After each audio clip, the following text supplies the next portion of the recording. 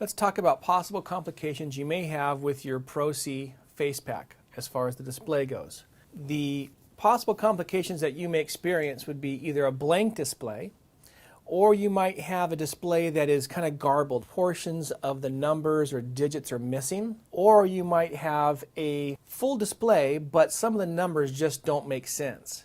And in that third example of the display is all there and the numbers are complete, but they're numbers and years that don't make any sense whatsoever, you can try the reset procedure, and that's covered under a different video. Now, if you have a blank display, that's a little bit different diagnostic procedure. First thing to remember with the Pro-C face packs, as well as the ICC, is they are removable. So this is a removable, replaceable part. In the back of the face pack is a battery compartment, and that battery is there to allow you to remove the face pack and carry the face pack around the yard so as you can program in your times, and when you're finished, you can come back to the controller and reinstall the face pack.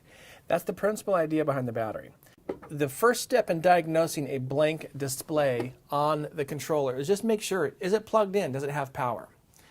If it's plugged into a socket, unplug that cord and double check with some other appliance, a drill, a radio, or a voltmeter, and see if you have power in that plug.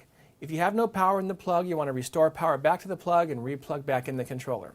If you do have power in the plug, then more than likely you do have power coming up through the transformer and over to the face pack. So in this example, we have a blank display. Inside the face pack is a battery compartment door, and we'll look here, oh geez, there is no 9-volt battery. We may not have any power coming in, but we're going to make sure, is this face pack operational? So to do that, we'll just go ahead and put a 9-volt battery onto its connection, drop it back into the compartment, and we can close up the little door there. Let's see what we have. Okay, great. We've got a no AC, so we have life in the face pack with a 9-volt battery installed. It's showing the message no AC, which means there's no AC power coming in. You should be able to go through and program all your information that you want for your run times and start times. It will not turn a station on or a valve on from battery power. You need AC power. So here we've shown that, well, gee, the face pack is in good shape. All the digits are there. And it's telling us again, when we go back to run, there's no AC coming in. If I go back over and I remove the 9-volt battery, the display goes blank, which tells us that the face pack is fine, we just don't have any power coming into the face pack. But if you do install a 9-volt battery into the compartment and you still have no display, it'll say absolutely nothing, no AC, it'll say nothing. Then you know that the face pack will need to be replaced. Now, these face packs are not waterproof. They're semi-water resistant at best, and in outdoor environments, and water and rain, you want to ensure the door is closed completely all the time to safeguard against damage to the display. Once again, if you have blank display, install the 9-volt battery. If you still have no display, you need to replace the face pack. So the other possible symptom you might be experiencing is where portions of the numbers are no longer there.